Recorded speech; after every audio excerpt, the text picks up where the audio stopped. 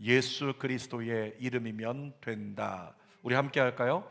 예수 그리스도의 이름이면 된다. 한 번 더. 예수 그리스도의 이름이면 된다. 이런 제목으로 말씀을 나눕니다. 여러분, 축구 좋아하십니까? 축구를 좋아하지 않는 사람도 지금 월드컵 시즌 되면 축구에 다 같이 관심을 갖게 됩니다. 그리고 지난주 목요일에 우루과이와 예선 첫 경기를 치렀는데 저희 집 광경이 지금도 생각이 납니다. 앉았다 일어났다 난리가 났습니다. 기도했다가 외쳤다가 응원했다가 안타까운 탄식을 터뜨렸다가. 우루과이가 저희보다 한 수 위잖아요. 근데 우루과이와의 경기에서 정말 잘했어요. 정말 비겼지만은 선수들 정말 잘했다는 이야기를 안 할 수 없는 경기였습니다. 그리고 내일 저녁에는 가나와의 예선 2차전이 펼쳐집니다. 기대가 되고요. 저는 벌써부터 방언하면서 응원하려고 준비하고 있어요. 여러분, 그런데 이번 카타르 월드컵을 앞두고요, 각종 언론이 한국 대표팀의 반전을 이룰 수 있는 히든 카드가 있다, 이런 얘기를 신문에다가 기록을 했습니다. 그게 누구였냐면 이강인이라고 하는 선수였어요. 이강인이라고 하는 선수가 이번에도 후반전에 나왔는데 뛰는 거 보니까 잘 뛰더라고요. 그래서 속으로는 좀 빨리 나왔으면 이길 수도 있었을 텐데 생각도 했지만 남은 경기에도 좋은 기대를 한번 가져볼 필요가 있겠죠. 근데 이강인 선수를 히든 카드로 했다는 것, 우리가 오늘 나누려고 하는 것은 히든 카드인데요. 여러분, 히든 카드가 뭡니까? 상대가 예측하지 못하는 비장의 카드, 그것이 히든 카드예요. 위급할 때 꺼내면 상황을 역전시킬 수 있고 승리를 이끌어낼 수 있는 카드가 히든 카드라고 하는 거죠. 근데 예수 믿는 저와 여러분들은 이제 예수 믿는 사람이니까 그러면 우리에게는 히든 카드가 없을까 생각해 볼 필요가 있잖아요. 여러분, 예수 믿는 사람에게 히든 카드는 뭘까요? 오늘 제목에 있습니다. 무엇입니까? 예수 그리스도. 예수 그리스도의 이름이 저와 여러분에게 히든 카드라고 믿습니다. 그러고 보니까 어렸을 때부터 교회를 다니셨던 분들은 알겠지만 교회에서 어렸을 때마다 우리가 불렀던 찬송 중에 우리는 늘 입버릇처럼 히든 카드를 외쳤고 히든 카드를 꽉 붙잡고 살았던 시절이 있더라는 거예요. 제가 초등학교 시절에 교회 다닐 때는 이렇게 전지에다가 한지에다가 써가지고 종이를 넘겨가면서 가사를 봤단 말이죠. 그 찬양들 중에서 제일 많이 불렀던 찬송이 있는데 오늘 제목 그대로 히든 카드 이름 그대로 우리가 불렀던 찬송이 있어요. 예수 이름으로. 아십니까? 박수하며 한번 불러볼까요? 예수 이름으로, 예수 이름으로 승리를 얻었네. 예수 이름으로, 예수 이름으로 승리를 얻었네. 예수 이름으로 나아갈 때 누리 앞에 누가 서리요. 예수 이름으로 나아갈 때 승리를 얻었네. 3절.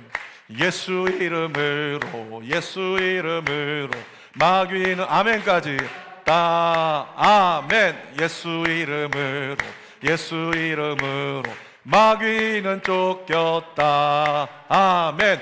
예수 이름으로 나아갈 때 누가 나를 괴롭히리요.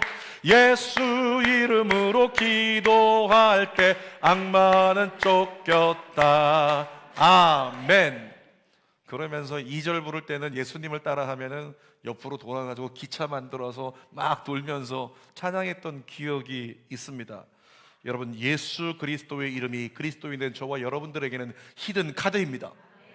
언제든지 위급할 때 꺼내면 상황을 역전시킬 수 있는 위대한 히든 카드, 예수 그리스도. 자, 성경 말씀 읽어볼까요? 사도행전 4장 12절. 다른 이로서는 구원을 받을 수 없나니 천하 사람 중에 구원을 받을 만한 다른 이름을 우리에게 주신 일이 없음이라. 여러분, 이 말씀 그대로를 본다면 뭐냐면 다른 이름이 필요가 없다는 거예요. 다른 이름 너에게 있을 필요가 없다. 예수 이름이면 충분하다 외치고 있는 거죠. 요한복음 14장 13절도 읽어봅시다. 시작. 너희가 내 이름으로 무엇을 구하든지 내가 행하리니 이는 아버지로 하여금 아들로 말미암아 영광을 받으시게 하려 함이라. 예수 이름으로, 예수 그리스도의 이름으로 무엇이든지 구하면 이루어 주신다라고 가르쳐 주셨어요. 오늘 세 가지를 나누겠습니다. 첫 번째로 예수 그리스도의 이름이면 우리가 된다라고 고백할 수 있는 것, 구원과 부흥입니다. 예수 그리스도의 이름으로 부흥과 구원은 이루어집니다. 복음이 전파되는 곳에 나타나는 전형적인 패턴이 있는데요, 복음이 전파되는 곳에는 늘 핍박이 있었어요.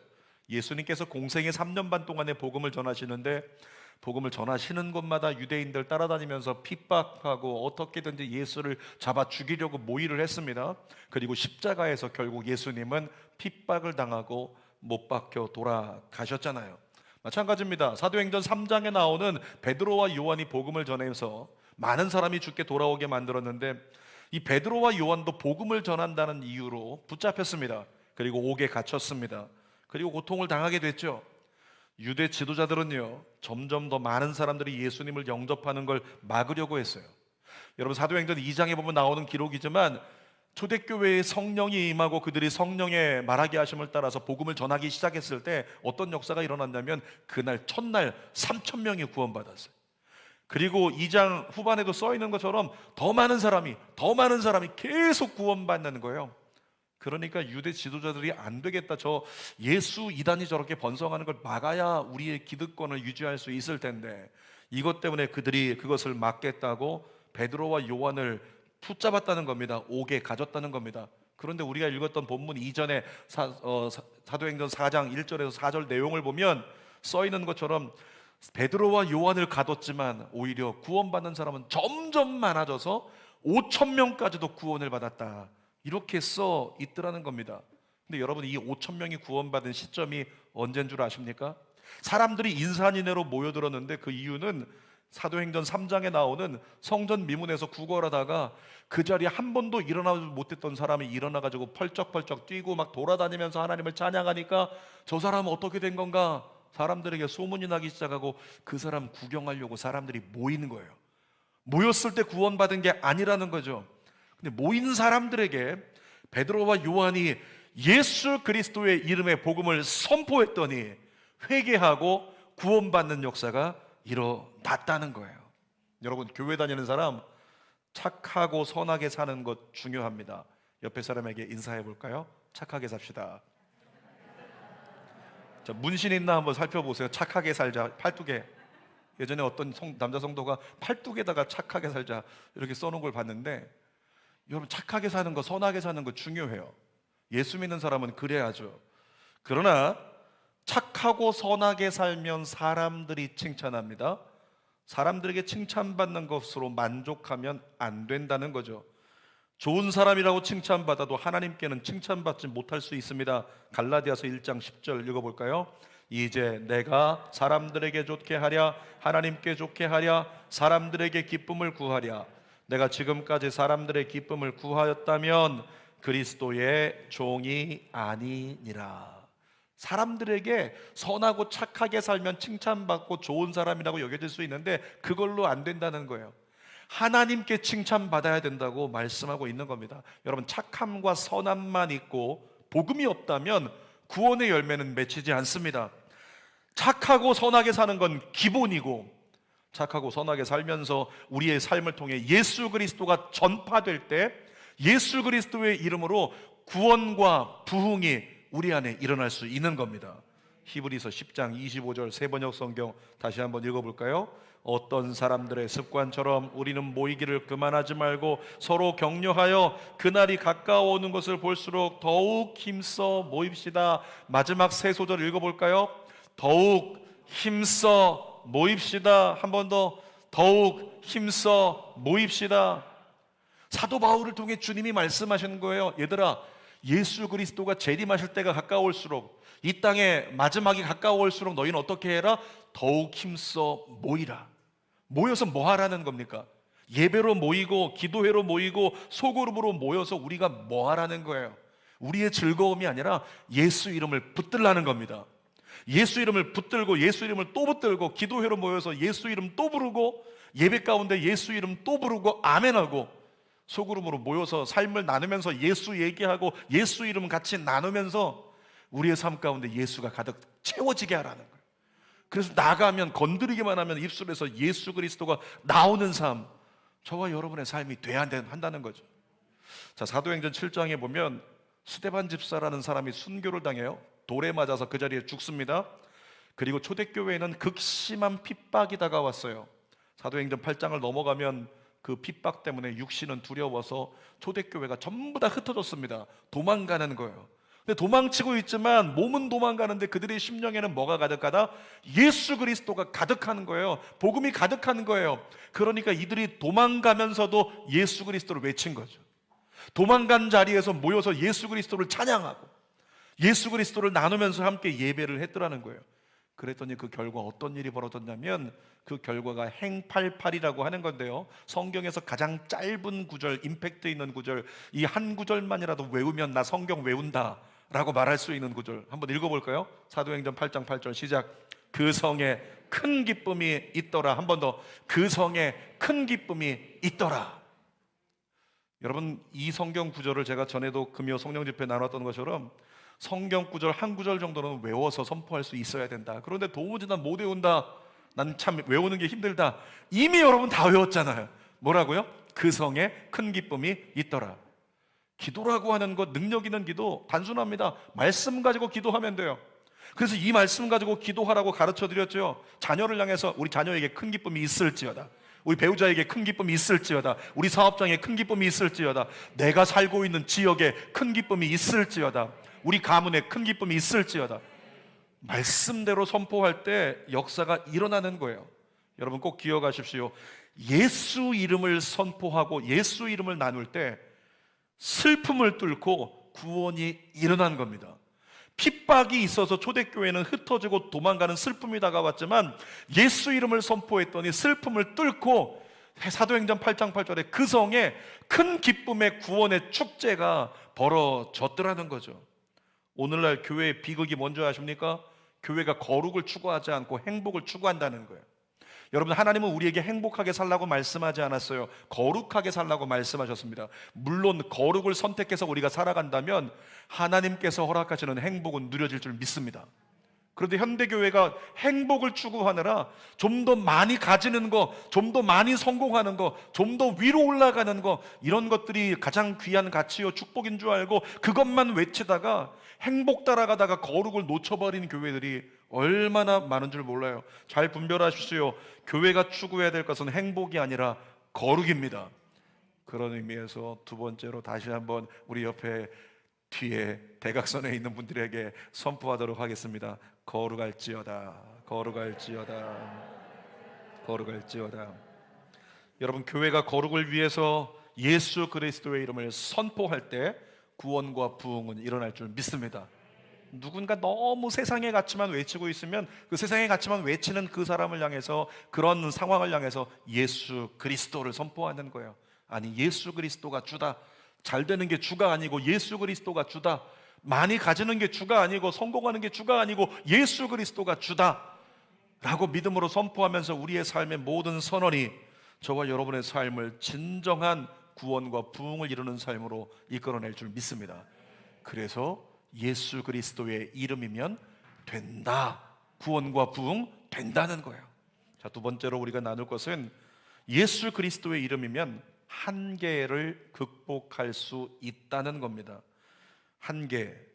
제가 아는 두 분의 목사님은 설교를 제가 들어보는데요, 한계가 있어요. 말주변에 한계가 있어요. 도무지 알아듣기가 힘들어요. 두 목사님 중에 한 분은 일본의 교회를 세우신 분이고 한 분은 서울의 교회를 세우셨는데 두 분 다 말주변도 없는데 일본에 가신 분은 더군다나 말주변 없는 데다가 일본어로 설교를 해야 돼요. 그러니까 성도들이 도무지 알아듣기 힘든, 제가 한국어 설교를 들을 때도 도무지 무슨 말인지 저 말귀를 못 알아듣겠다 이런 생각이 들었다는 거죠. 서울의 교회를 세우신 분도 마찬가지로 그분도 말주변이 없어서 야, 저 교회 세워져서 설교가 안 되니 말씀이 안 되니 부흥하긴 틀렸다 라고 생각을 했단 말이죠. 그런데 1년 지났습니다. 2년 지났습니다. 3년 지났습니다. 일본에서 연락이 옵니다. 교회 건축하게 되었다고, 교회 이전하게 되었다고, 교회가 성장했다는 거예요. 이해할 수 없는 일이죠. 서울에 세워진 교회에서 연락이 옵니다. 1년 지나고 2년 지나고 3년, 5년, 8년을 지나가는데 점점 더 많은 사람이 모여들어서 잔치가 벌어지고 교회가 사역을 확대하고 있다, 이런 이야기를 듣게 되는 거죠. 여러분, 부흥의 근거가 뭘까? 도대체 이유가 안 되는데, 분명히 부흥할 수 있는 한계가 있는데, 성장할 수 없는 한계 가운데 부딪혀 있는데 말주변 없는 목사님들. 여러분, 그런 나중에 교회 성도님의 이야기를 들어보니까 그 이유를 찾을 수가 있었습니다. 어떤 성도님께서 예배 끝나고 돌아가는데 그런 얘기합니다. 우리 목사님 설교는요 잘 못 알아듣겠어요. 근데 우리 목사님 보고 있으면 정말로 예수님 사랑하시고 성령 충만하셔서 우리를 위해 기도하신다는 게 느껴집니다. 저에게도 느껴지나요? 이쪽엔 아멘이 안 나오나요? 안티? 그러니까 목사님 설교는 못 알아듣겠는데, 목사님 설교하고 있으면 정말 예수님을 사랑하는 분이고 성령 충만하신다는 것이 알게 되니까 예배 왔다 가면 이상하게 은혜가 되는 거예요. 은혜가 되니까 삶이 변화되더라는 거예요. 근데 여러분, 오늘 본문에도요 비슷한 장면이 나와요. 분명히 한계가 있는 사람의 말주변인데 그를 통해 놀라운 역사가 벌어집니다. 예수를 십자가에 못 박았던 유대 지도자들은 같은 명분으로 베드로와 요한을 붙잡았죠. 그리고 오늘 본문에 나오는 것처럼 다음날 지도자들이 모여서 그들을 신문했습니다. 다 모여서 신문하는 가운데 말 한마디 잘못하면 예수처럼 십자가에 못 박혀 죽을 수도 있는 상황이에요. 그러니까 얼마나 중압감이 있고 얼마나 압박감이 있었겠어요. 그런데도 불구하고 그 자리에서 베드로가, 말주변 없는 베드로가 입을 열어서 말하기 시작하는데 거짓말처럼 기탄 없이 복음을 전하는 거죠. 전에도 나눴듯이 베드로는 다혈질입니다. 말보다 행동이 먼저인 사람이에요. 뿐만 아니라 배운 것 없는 어부였습니다. 비겁하게 제 살 길부터 찾는 기회주의자였다는 거죠. 그런데 유대 지도자들이 둘러싸고서 한번 말해보라, 너희가 왜 예수를 전하느냐? 그랬더니 그 자리에서 베드로가 말하기 시작하는데 베드로의 말에는 무언가 모를 힘이 있었던 거예요. 13절 말씀 본문 한번 읽어볼까요? 시작. 그들이 베드로와 요한이 담대하게 말함을 보고 그들을 본래 학문 없는 범인으로 알았다가 이상히 여기며, 야, 쟤들 못 배운 애들인데 이거 어떻게 된 일이냐 그러면서 고개를 갸우뚱했다는 거죠. 14절도 읽어보겠습니다. 또 병 나은 사람이 그들과 함께 서 있는 것을 보고 비난할 말이 없는지라. 유대 지도자들이 다 모여서 율법을 가지고 베드로와 요한을 비난하고 그들을 심판하고 판결하려고 모였는데 베드로의 말 들어보니까, 복음 전파를 들어보니까 어떤 말로도 그를 반박할 수가 없더라는 거죠. 어떻게 이런 일이 일어날 수 있었을까? 말주변이 없는 베드로의 한계 속에 어떻게 베드로가 말로 유대 지도자들, 능통한 사람들을 설득하고 반박할 수 있었을까? 입 닫게 만들 수 있었을까? 그 근거가요 오늘 본문의 8절에서 나오더라고요. 8절 읽어보겠습니다. 시작. 베드로가 성령이 충만하여 이르되, 한 번 더, 베드로가 성령이 충만하여 이르되. 여러분, 사도행전 2장을 보면 사도행전 2장은 오순절 마가다락방에 기도하던 사람들에게 성령이 임하는 사건으로부터 기록이 시작이 돼요. 근데 오순절 마가다락방에 기도하던 사람들에게 하늘로부터 성령이 임하는데 제일 처음 나타난 현상이 뭔지 아십니까? 성령이 말하게 하심을 따라 다른 말로 말하기를 시작하는 거예요. 성령이 말하게 하심을 따라 입술에 말이 바뀌어서 방언을 하다가 뛰어나와서 사람들 앞에서 성령이 말하게 하심을 따라 복음을 전하기 시작하는데 증인의 삶으로 그들이 넉넉히 쓰임 받더라는 거죠. 어제도 저희는 TCS 전도팀이 노방전도를 추운데 했죠. 여러분, 누가 전도 잘할까요? 말주변에 있는 사람이 전도 잘하겠습니까? 그렇지 않습니다. 유머와 재치가 있는 사람이 전도 잘할까요? 그렇지 않습니다. 진짜 전도 잘하는 사람은 누구냐면 진심으로 복음을 전하는 사람. 그 사람이 전도를 잘하는 거예요. 진심으로 복음을 전하는 사람. 다시 말하면 복음이 내 가슴에서 사무쳐서 전하지 않을 수 없는 상태가 된 사람, 그런 사람이 복음을 잘 전한다는 거예요. 여러분 중에서 예수 부르면 그 예수 부르는 것이 가슴에 사무치는 사람이 있으세요? 우리가 최근에 많이 불렀던 찬송 중에서 난 예수로 충만하네, 후렴가사 기억하시죠? 그 충만이라는 찬양인데 후렴가사가 너무너무 좋은 거예요. 자, 한번 불러봅시다. 나는 예수로, 난 예수로 충만하네. 난 예수로 충만하네. 난 예수로 예수로 충만하네. 영원한 왕 내 안에 살아계시네.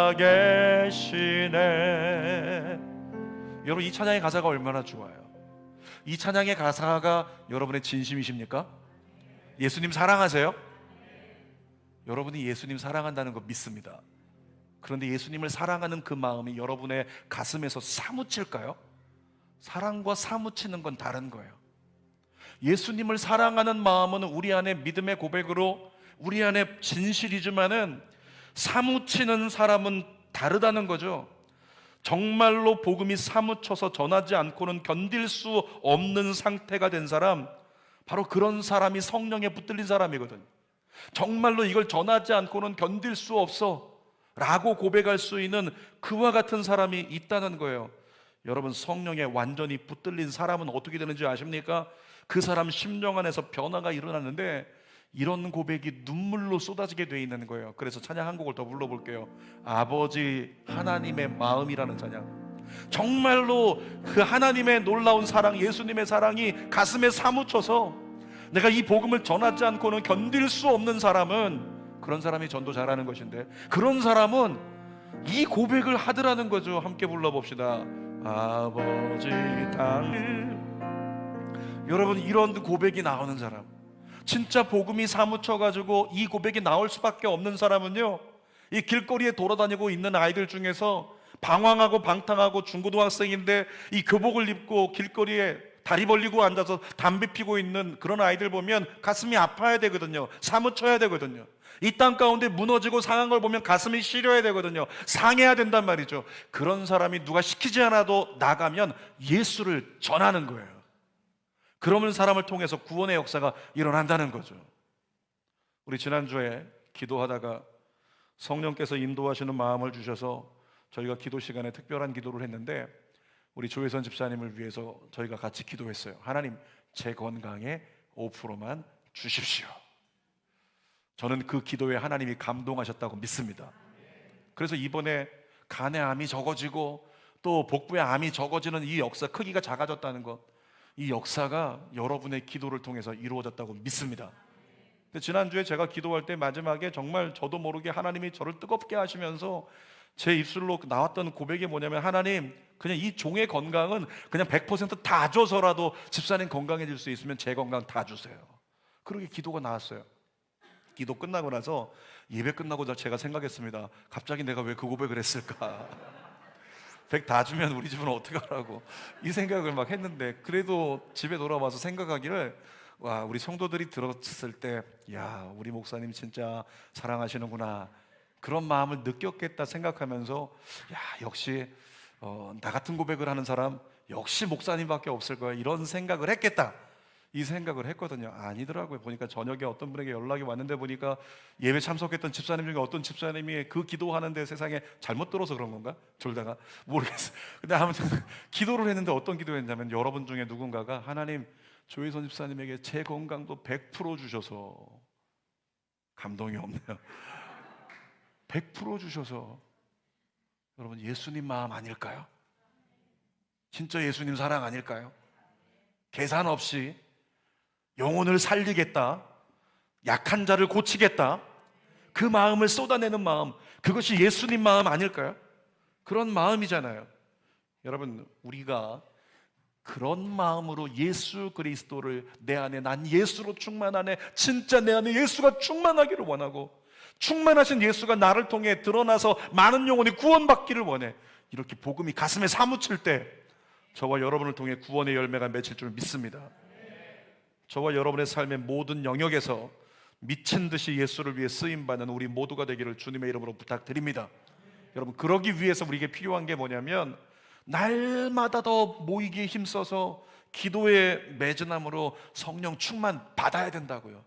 베드로가 그 언변에 한계가 있었는데 갑자기 모든 사람 위에 뛰어난 언변으로 복음을 외쳤던 것처럼, 우리가 그렇게 한계를 뛰어넘어 복음에 사무쳐서 예수를 전하고자 한다면 내 힘으로는 안 된다는 거예요. 베드로가 성령이 충만하여, 오늘 저와 여러분이 성령이 충만하여 가능할 줄 믿습니다. 성령으로 말미암아 내 수준의 한계를 극복하여 마지막 때 큰 전도자로 쓰임받기를 원합니다. 사도행전 4장 31절 읽어볼까요?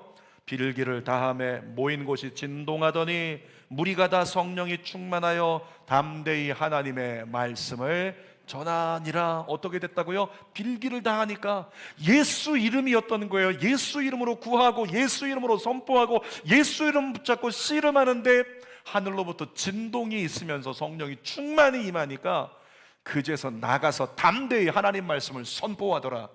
2023년도 여러분이 그와 같이 주님의 복음에 붙들려 쓰임받는 믿음의 메신저가 되기를 주님의 이름으로 축복합니다.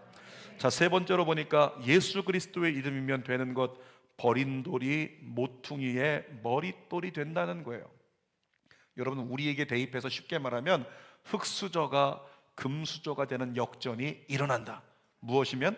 예수 그리스도의 이름이면. 11절 말씀 읽어보겠습니다. 시작.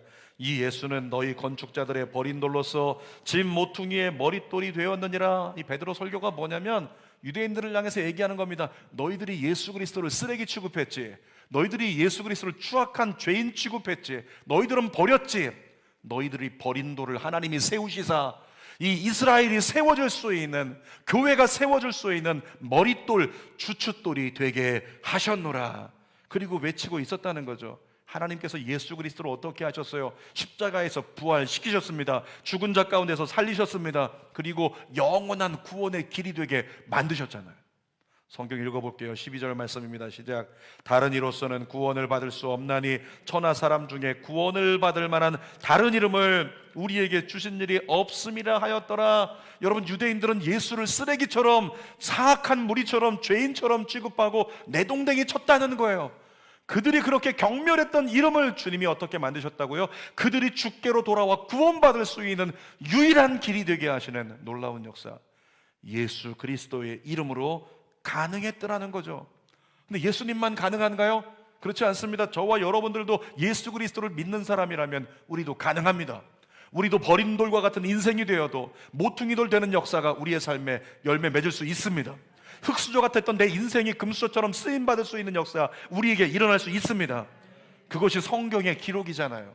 자, 베드로전서 2장 9절, 우리가 어떤 인생이라고 얘기하는지 선포합시다. 시작. 너희는 택하신 족속이요 왕같은 제사장들이요 거룩한 나라요 그의 소유가 된 백성이니. 이 말씀을 우리가 믿는다면 어깨 펴고 당당히 살라는 거예요. 너희는 왕같은 제사장이다, 거룩한 나라야, 소유된 백성이다, 그의 택하신 족속. 자신감 가지고 용기 가지고 예수 이름 선포하며 세상을 바꾸라. 우리에게 주시는 명령인 거죠. 고린도전서 1장 27절 28절을 읽어보겠습니다. 하나님께서 세상에 미련한 것들을 택하사 지혜 있는 자들을 부끄럽게 하려 하시고 세상에 약한 것들을 택하사 강한 것들을 부끄럽게 하려 하시며 하나님께서 세상에 천한 것들과 멸시받는 것들과 없는 것들을 택하사 있는 것들을 패하려 하시나니. 한마디로 말하면 뭡니까? 세상에서 가장 찌질해 보이는 너희가 내 이름에 붙들리면 너희를 통해 가장 위대한 능력을 가진 자를 부끄럽게 하리라. 그 위에 서게 하리라. 이와 같은 약속의 말씀이에요. 어떤 아이들은 아이 잘 키웠다고 고3 졸업하고 대학교 들어가면 이 아이 큰일 하겠다 이렇게 생각하는 가정이 있지만, 어떤 가정은 우리 아이는 왜 이것밖에 안 되냐고, 왜 이렇게 연약함이 있는 거냐고 탄식하는 가정도 있잖아요. 사랑하는 여러분, 기억하십시오. 우리에게 있는 조건과 상관없이 우리가 예수 그리스도의 이름을 붙들면 하나님은 우리의 인생을 뒤집어서 세상 가운데 넉넉하게 가치 있는 인생으로 만드실 줄 믿습니다. 그것이 바로 예수 그리스도의 이름이면 버린 돌이 모퉁이 돌 되는 그 역사가 너에게도 일어나리라. 이렇게 우리에게 선포하시는 거죠. 설교 결론입니다. 오늘 제목이 뭐였죠? 예수 그리스도의 이름이면 된다. 마지막 된다에다가 된 발음으로 한 번 더 선포합니다. 시작. 예수 그리스도의 이름이면 된다. 한 번 더. 예수 그리스도의 이름이면 된다. 설교의 서론으로 돌아가서 그리스도인에게 히든 카드가 뭐라고요? 예수 그리스도. 여러분, 성경 오늘 본문 사도행전 4장 12절에 뭐라고 써 있어요? 다른 이로서는 구원을 받을 수 없나니 천하 사람 중에 구원받을 만한 다른 이름을 주신 일이 없다. 그렇다면 예수 믿는 저와 여러분들은 우리의 삶 가운데 예수 그리스도를 더 많이 선포하면 기적이라는 역사가 일어날 수 있지 않을까요? 여러분의 삶에 무너진 게 있어요. 질병이 있습니다. 실패한 게 있습니다. 여러분의 삶에 답답하게 막힌 게 있습니다. 그곳을 향하여 예수 이름을 선포할 때 역사가 일어나기를 원합니다. 그리고 일어난다고 성경은 증언하고 있습니다. 문제는 뭐냐면 우리 중에 다수가 그 사실을 믿지 않는다는 거예요. 그런다고 뭐가 될까요? 이렇게 생각한다는 거죠. 여러분 삶 속에서 이번 한 주간 동안에 예수 그리스도를 하루 100번씩 한번 선포해 보세요. 몇 번씩 하자고요? 100번씩. 오늘 집에 가서 가정에 들어가면서 예수 그리스도의 이름으로 우리 가정 복을 받을지어다, 우리 자녀들을 향해서 예수 이름으로 우리 자녀들 건강할지어다 선포하고, 이웃을 향해 선포하고, 한번 일주일 동안 매일 100번만 예수 이름 한번 선포해 보시라. 저는 단언하건대, 예언하건대 예수 이름 하루에 100번씩 700번을 선포하고 다음 주 이 자리에 오는 사람 예배가 다를 것입니다. 신앙이 달라질 것입니다. 다른 역사가 시작될 것입니다. 우리는 뭐냐면 이렇게 들었는데 아 그렇겠구나 알고 하지 않아요. 이게 문제죠. 우리는 그렇게 행하지 않는다는 거예요. 성경은 너무나 많이 말씀하셨어요. 얘들아 말씀을 지키면 너희에게 이루리라. 근데 우리 안 지켜요. 안 해. 여러분 사자성어 기억하세요? 수적천석이라고 하는 사자성어 들어보셨죠?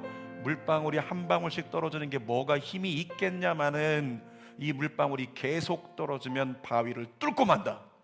마찬가지입니다. 예수 그리스도의 이름을 내 삶에 선포하는 것. 내 입술에 자꾸 부정한 것이 나와요. 예수 이름으로 내 입술이 바뀔지어다. 내 눈이 보는 것이 부정하다. 예수 이름으로 내 눈이 보는 것이 바뀔지어다. 예배 때 자꾸 졸려요. 예수 이름으로 깰지어다. 선포하고 여러분의 삶 가운데 삶의 영역마다 예수 그리스도, 예수 그리스도 그렇게 믿음으로 선포할 때 전 믿습니다. 바위가 뚫어지는 것처럼 우리 인생에 막힌 담이 뚫어지는, 막힌 문제가 뚫어지는 하나님의 역사가 일어나리라. 마지막 설교를 마치면서 제 질문에 여러분이 예수 그리스도라고 분명히 선포할 수 있기를 바랍니다. 한 손 들고 선포하세요. 여러분의 질병을 치료하시는 분이 누구십니까? 예수 그리스도. 여러분을 저주에서 건지시는 분이 누구십니까? 예수 그리스도. 여러분의 가정을 돌보시는 분이 누구십니까? 예수 그리스도. 여러분의 자녀를 인도하시는 분이 누구십니까? 예수 그리스도. 여러분의 삶의 히든카드가 누구입니까? 예수 그리스도. 할렐루야. 기도하겠습니다. 아버지 하나님, 예수 그리스도 그 이름이면 됩니다. 우리가 믿지 않아서, 선포하지 않아서 역사가 일어나지 않았던 이름, 근데 우리에게 주신 히든카드 같은 이 이름, 예수 그리스도라고 하는 이름, 마지막 12월 한 달이 남았는데 2022년도 열심히 예수 그리스도를 선포하여 나의 삶의 새 일을 시작하시는 주님을 경험하는 역사가 일어나게 하여 주시옵소서. 예수님의 이름으로 기도드립니다. 아멘.